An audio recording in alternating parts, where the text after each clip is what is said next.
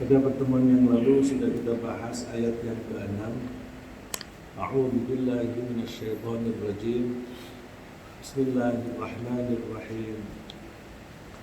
Fa amma man thaqulat mawazinuhu fa huwa fi 'ishatir radiyah.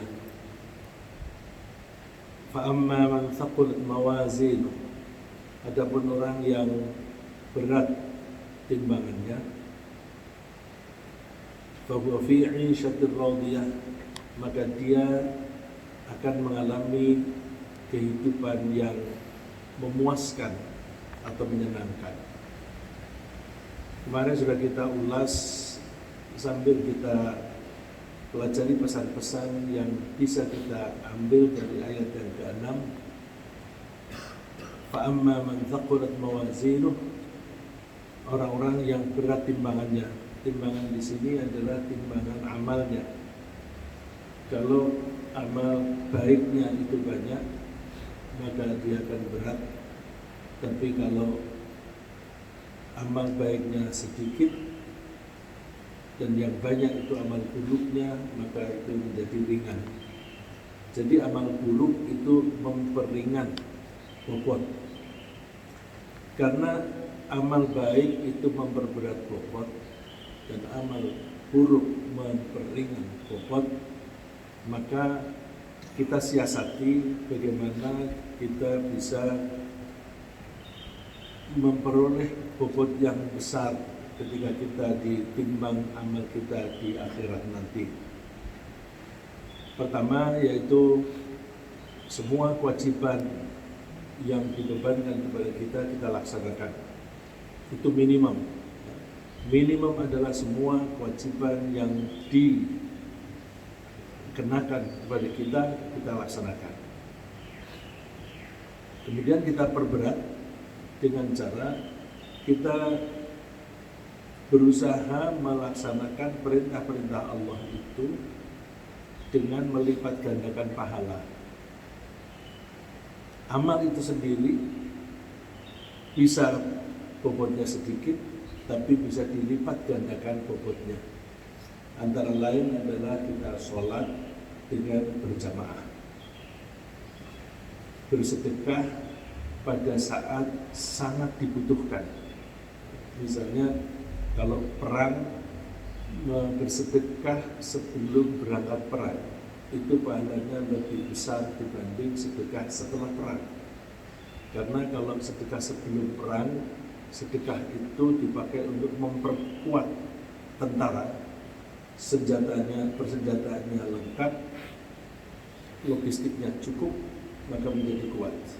Maka sedekah sebelum perang pahalanya lebih besar daripada sedekah setelah perang. Ketika masjid membutuhkan alat, kemudian kita bersedekah, itu lebih banyak pahalanya daripada setelah alat itu terbeli. Misalnya masjid kita ini equalizernya, ya, equalizernya lagi rusak, Pak.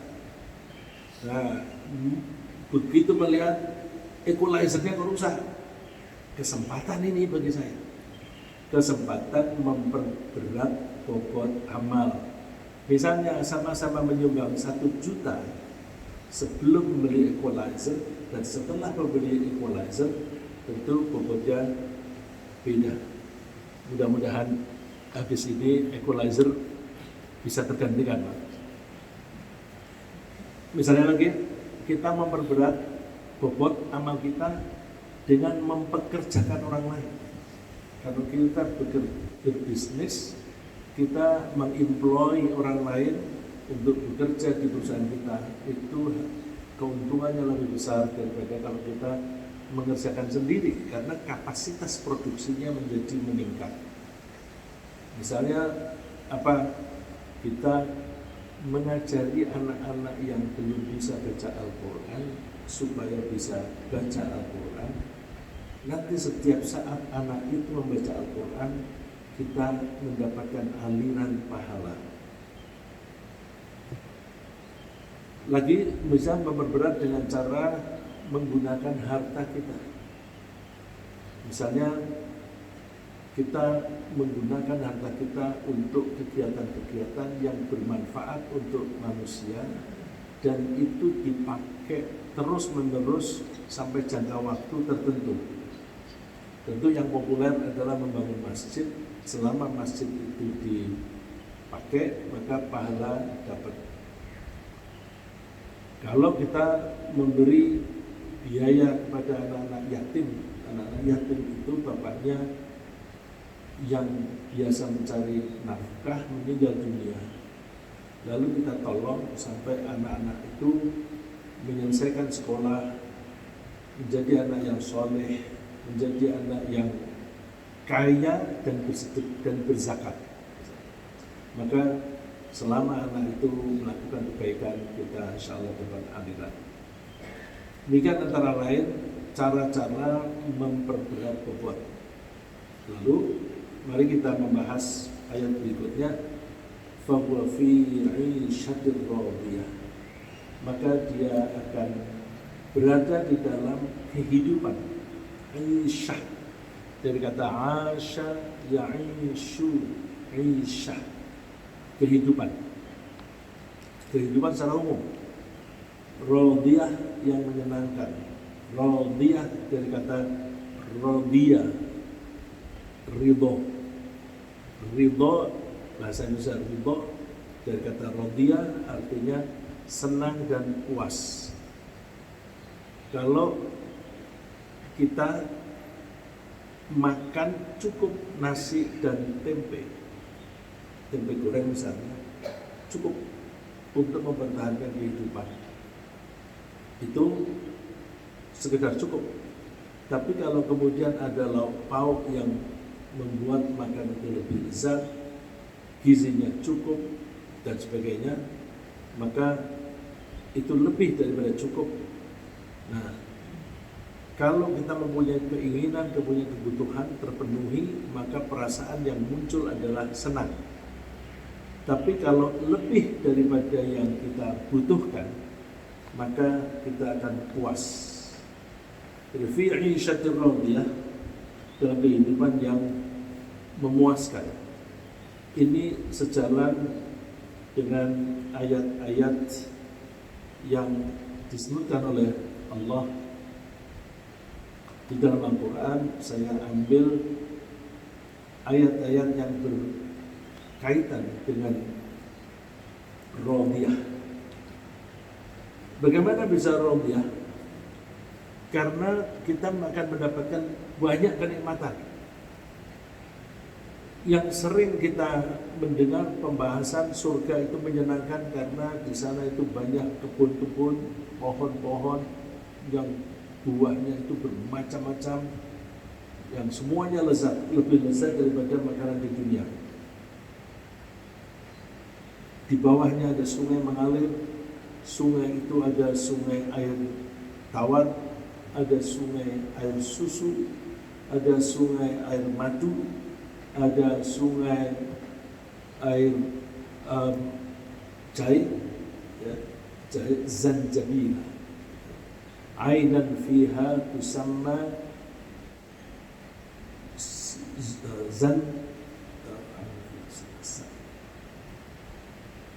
di surat apa itu? Siapa yang ingat? Ainan zan jabila, air jahe. Jadi di samping yang 4 yang disebutkan di surat Muhammad, yaitu air tawar, air susu, air madu, dan mathalul jannatil lati wa'idal muttaqun fiha anharun min ma'in ghairi asin wa anharun min labanin lam yataghayyar ta'muh wa anharun min asalin musaffa. Ada juga minum sungai yang airnya ginger atau jahe. Jadi jahe itu bagus untuk kesehatan kita. Di samping kenikmatan-kenikmatan yang sifatnya lahiriah yang ada di luar, kita juga akan mendapatkan kenikmatan-kenikmatan yang sifatnya nempel atau embedded pada diri kita, baik secara fisik maupun secara mental maupun secara sosial. Jadi ada di surga itu kenikmatan-kenikmatan yang sifatnya individual, yang nempel pada kita, psikologis, ya, kejiwaan. Ada kenikmatan yang sifatnya sosial. Nanti kita perhatikan kenikmatan-kenikmatan apa itu. Misalnya yang secara kejiwaan, ya ayyatuhan nafsul mutmainnah, wahai jiwa yang tenang. Penghuni surga itu jiwanya tenang. Kita bandingkan kehidupan di dunia, kalau kita banyak mempunyai masalah dan tidak terselesaikan, maka kita akan mengalami distress. Distress beda dengan stres. Stres itu artinya tekanan. Kehidupan ini penuh dengan stres. Dan stres kalau levelnya sedikit itu menguntungkan. Kita kurang bergairah dalam bekerja kalau tidak ada stres. Tapi stres tidak boleh berlebihan. Kalau berlebihan namanya distress. Ya, kalau berlebihan namanya distress. Kita mau lompat jauh misalnya, dalam perlombaan lompat jauh, kalau ada rasa ketakutan, maka ketakutan itu stres.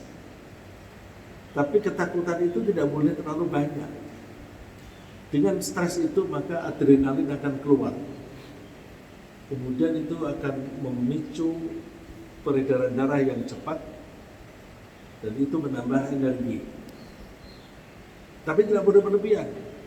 Begitu berlebihan, maka tenaga yang keluar itu terlalu banyak, yang ada lalu trembling, bergetar begitu.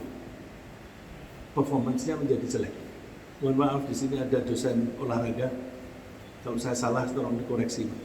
Ya, tidak bisa.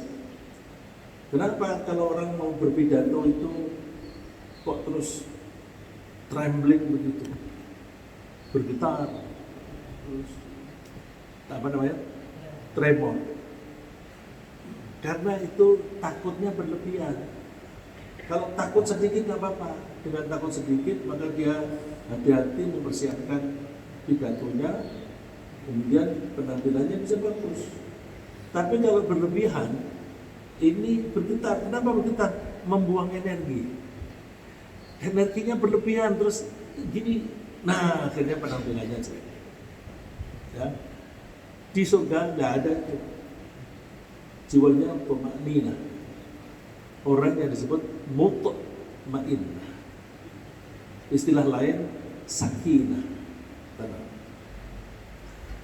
Digambarkan di ayat ini, tumanina itu gimana? Irji'i ila rabbiki radiyatan mardiyah. Penghuni surga itu ridho, senang dan puas, mardiyah dan diridhoi.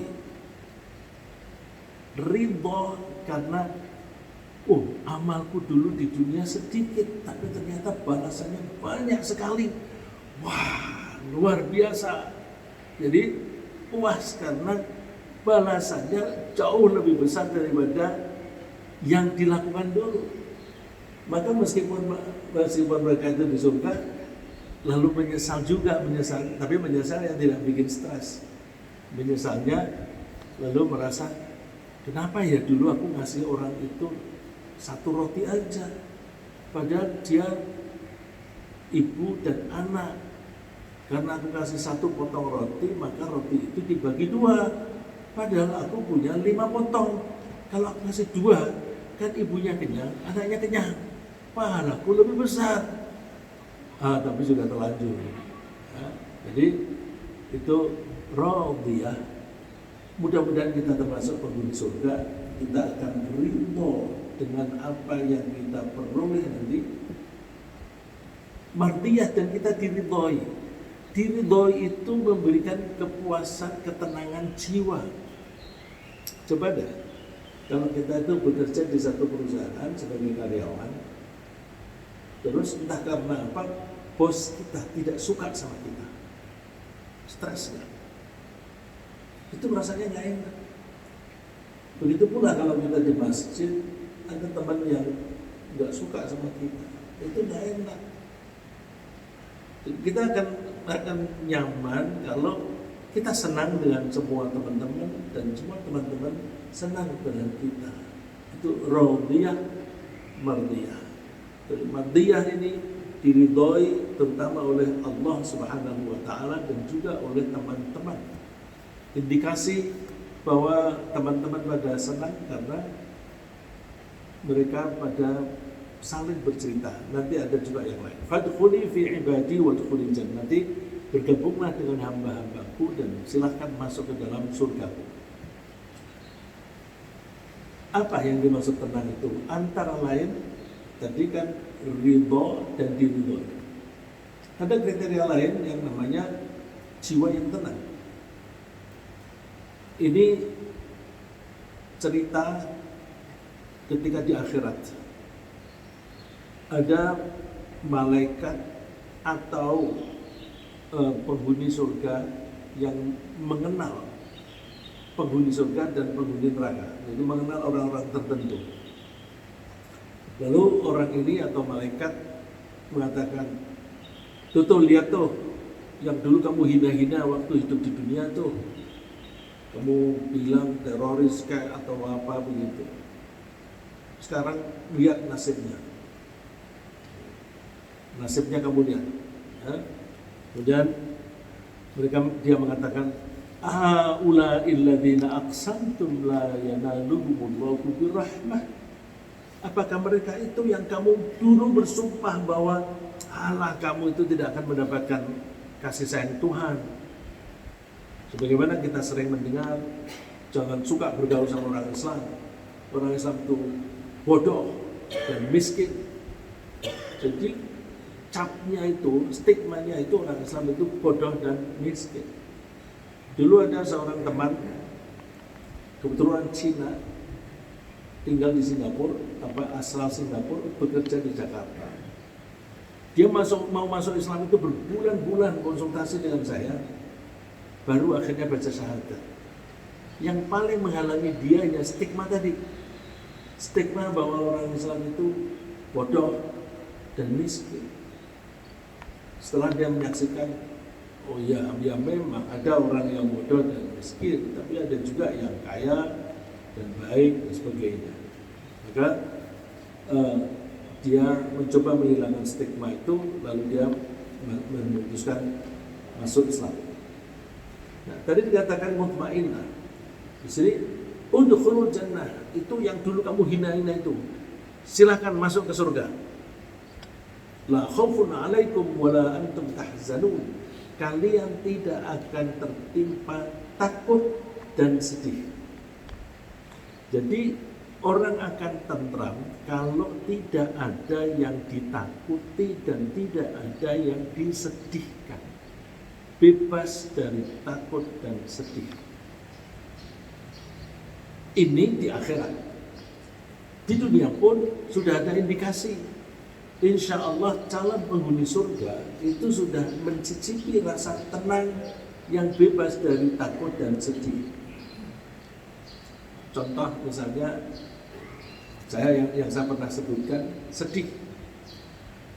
Orang yang bertakwa kepada Allah pasti mencintai Allah. Dan orang yang mencintai Allah pasti berusaha untuk mendekatkan diri kepada Allah.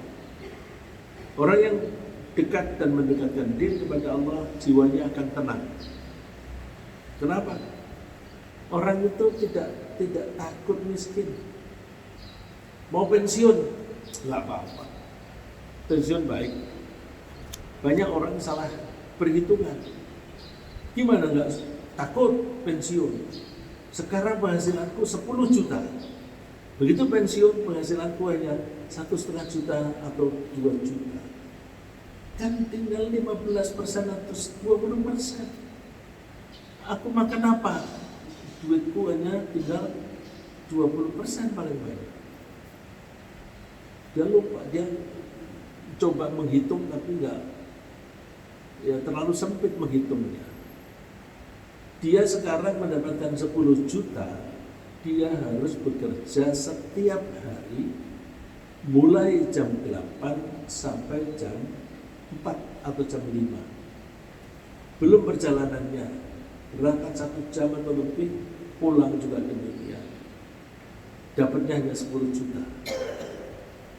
Tapi ketika pensiun, dia dapat 2 juta. Tapi dia tidak harus bekerja, dia tidak harus pergi, tidak harus pulang. Jadi pekerjaannya 0, tetapi mendapatkan 2 juta. Pekerjaan 0 dapat 2 juta. Itu kan jauh lebih besar daripada bekerja 8 jam, hasilnya 10 juta. Terus waktu yang kosong, yang tidak digunakan untuk kerja apa-apa, kan masih bisa dimanfaatkan untuk yang lain. Tinggal dia mau produktif atau tidak.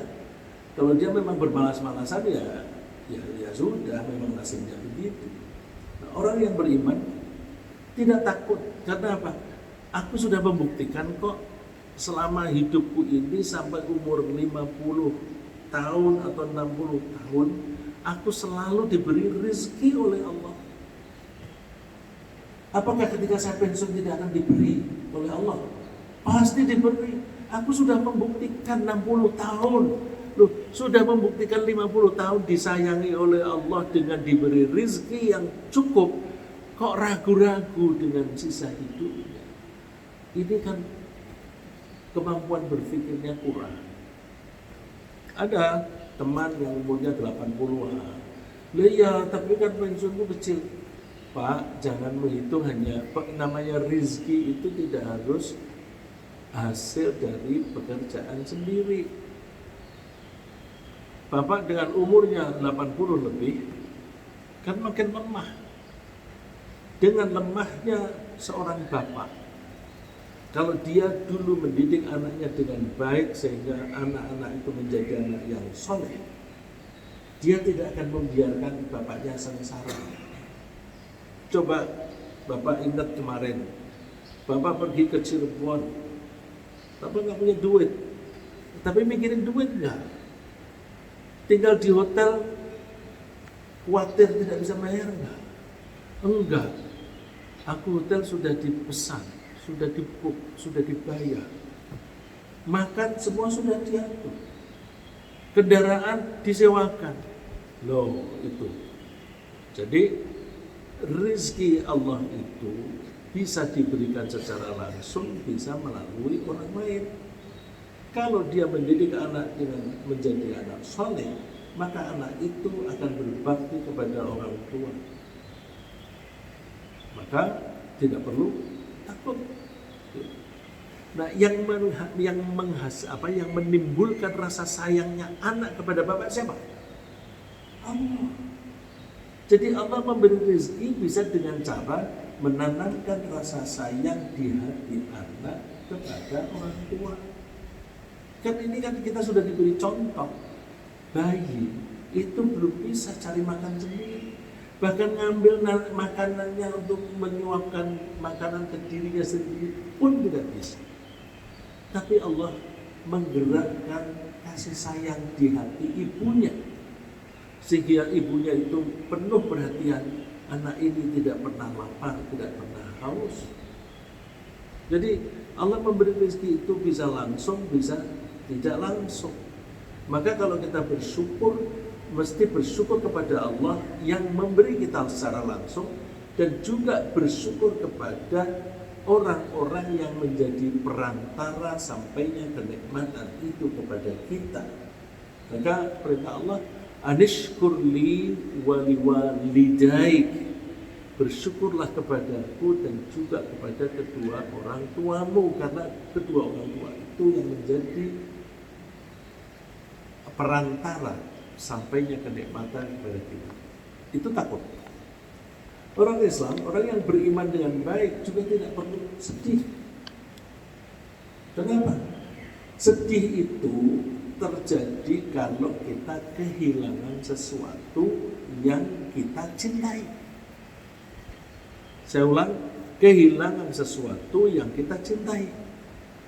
Kita kehilangan sesuatu tapi kita tidak mencintai, nggak akan sedih. Kita mencintai sesuatu dan dia tidak hilang, nggak akan sedih. Jadi sedih itu hanya terjadi bila dua hal ini ketemu. Mencintai sesuatu dan yang dicintai itu hilang.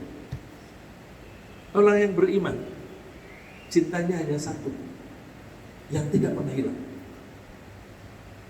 Saya ulang, orang yang beriman, cintanya hanya satu dan tidak pernah hilang, yaitu kepada Allah. Kalau nggak pernah hilang, kapan sedih? Nggak pernah. Mobil hilang, aku memang perlu mobil itu, tapi aku tidak mencintainya. Mobil itu aku dulu nggak punya kok, yang ngasih Allah, kemudian dicabut lagi oleh Allah. Suka-suka yang ngasih dong, suka-suka yang punya. Jadi mobil hilang nggak sedih, dan seterusnya. Jadi la khaufun alaihim wa la hum yahzanun. Di surga nanti tidak ada takut dan sedih. Kalau orang yang beriman dengan baik sebelum masuk surga sudah mendapatkan cicilan kenikmatan itu, tidak sedih dan tidak takut. Ini salah satu contoh takut dan sedih. Ayat ini menunjukkan kesedihannya. Wa qalu alhamdulillahilladzi adzaba 'anna al-hazan inna rabbana laghafurun syakur. Mereka penghuni surga berkata, segala puji bagi Allah yang telah menghilangkan dari kami segala kesedihan. Duka cita nggak ada. Jadi orang di surga nggak ada sedih, enak. Inna rabbana laghafurun syakur.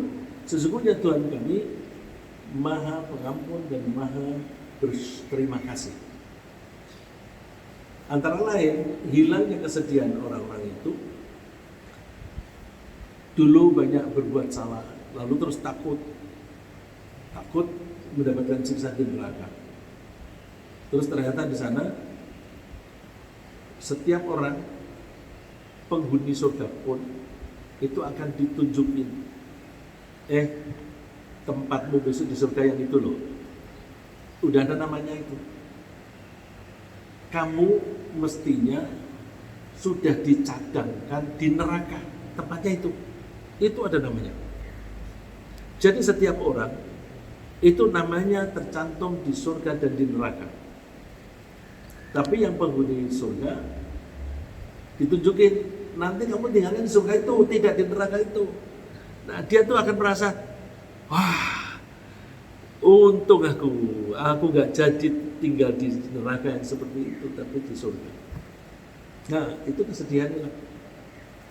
Juga Allah itu syakur itu maha berterima kasih. Kalau kita diberi teman, makanan, atau hadiah, atau apa, kita balasnya paling terima kasih ya. Tapi kalau Allah tidak cukup dengan terima kasih, dikasih imbalan yang melebihi dari apa yang kita lakukan. Maka ketika Allah memberi kita sebagai imbalan terhadap apa yang kita lakukan dan pemberian itu lebih daripada yang kita lakukan, itu namanya sangat berterima kasih, syakur. Syakur itu bentuk mubalaghah, sangat, dari kata syakir, kata sifat syakir, kata bendanya syakara. Terus kenikmatan juga di surga yang sifatnya kejiwaan. Di surga itu nggak ada rasa dendam. Kalau misalnya kita di dunia itu pernah berselisih dengan orang, kemudian kita kesalahan itu diulang lagi, akhirnya sampai kita dendam. Apalagi kalau apa yang dia lakukan itu menyebabkan hidup saya menjadi sengsara. Bisa di akhirat, di surga hilang semuanya. Wa naza'na ma fi sudurihim min ghil. Kami tanggalkan naza'a itu hilangkan, lenyapkan atau didrop rasa dendam di hati mereka. Karena dendam tidak ada, ikhwana, mereka menjadi berteman. Dulu di dunia bisa bermusuhan, tapi di surga berteman. Ala surri mutaqabilin, dikasih bahasa body language oleh Allah, menggambarkan bagaimana persaudaraan itu, bagaimana pertemanan itu. Ala surur, mereka duduk-duduk di tempat tidur sambil berhadap-hadapan.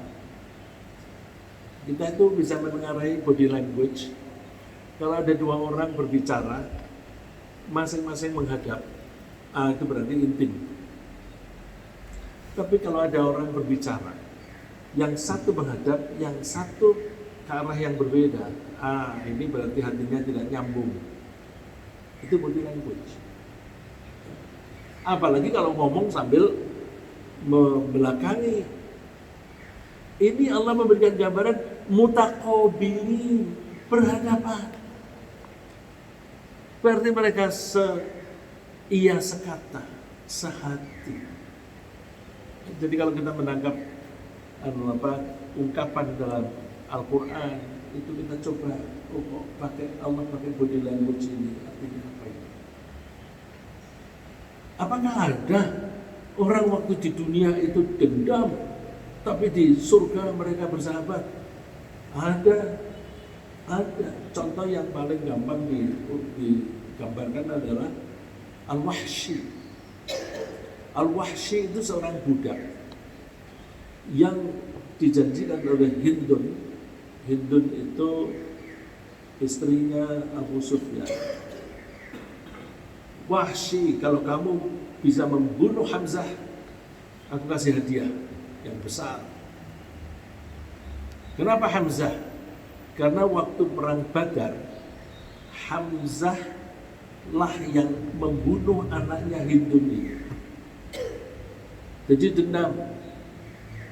Memang orang-orang Mekah waktu perang Badar itu salah satu pemicu yang mendorong mereka bersemangat dan ada rasa dendam. Itu sebelum tempur ada yang mengumumkan, perhatikan siapa orang-orang yang membunuh di antara kita. Kita catat. Jadi kalau ada temannya mati, siapa yang membunuh?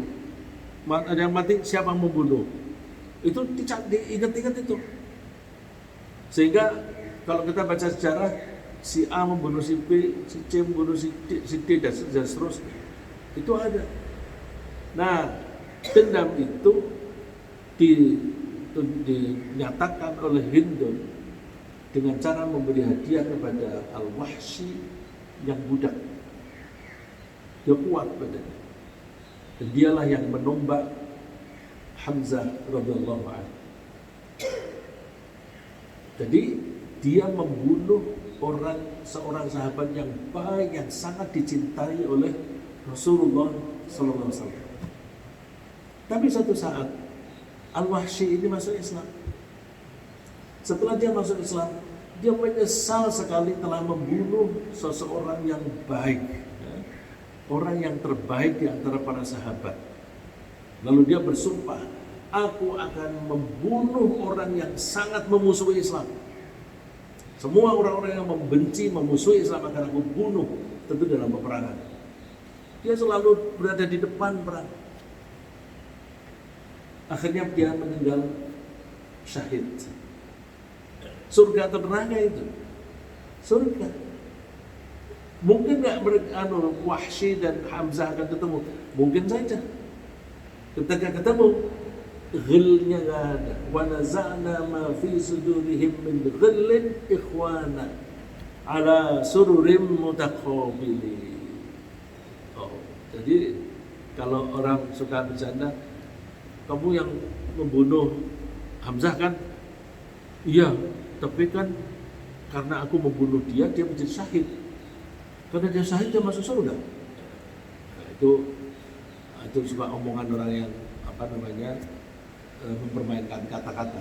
Tapi bahwa ada orang yang di dunia itu dendam, tetapi ketika di akhirat menjadi berkawan. Kita teruskan. Ada pertanyaan juga puasa. Dipercepat ya. Cepat. Ini saya nggak bisa lagi. Alladzi halana darul muqamat min fadli. Di surga itu nggak ada lelah. Jadi itu nanti kalau secara kejiwaan ada kenikmatan yang sifatnya fisik. Kenapa? La yamassuna fiha nasabu wa la yamassuna fiha lughub. Di surga tidak ada lelah, tidak ada lesu. Jadi habis lari-lari orang kalau senang kan suka lari gitu. Nggak capek dan selalu bersemangat. Nah, itu kenikmatan fisik maupun kejiwaan. Ini jarang kita hayati. Oh, justru itu hanya gambarannya tuh kebun.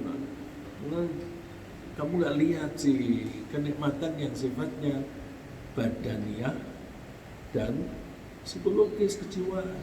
Nah, saya teruskan supaya ada waktu untuk bertanya jawab. Di sana juga tidak ada lapar, tidak ada dahaga. Faqulna ya Adam, inna hadha aduwwun laka wa li zawjik, fala yukhrijannakuma minal jannati fatashqa. Waktu Nabi Adam dan istrinya itu berada di surga, Allah mengingatkan Adam, hati-hati ya, ini iblis itu musuhmu.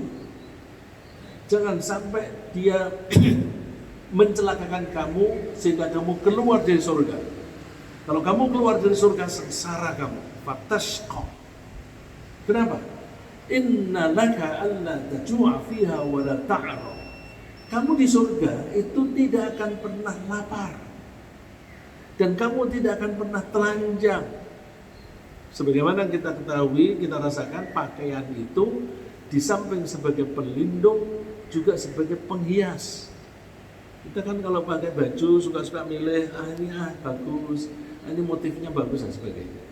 Nah, di surga nggak pernah telanjang, artinya selalu berpakaian. Wa annaka la tadma'u fiha wa la tamha. Kamu di surga tidak akan pernah haus. Haus itu kan tidak enak. Dan juga tidak akan pernah kena sengatan matahari. Loh, di surga ada matahari enggak? Ada.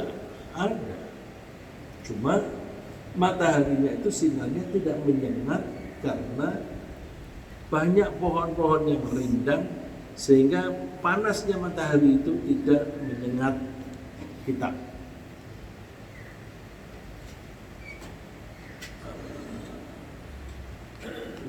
Enggak jalan ya? Udah selesai. Kalau di sini kayaknya Oh ya, selesai. Ya, terima kasih. Saya kira demikian.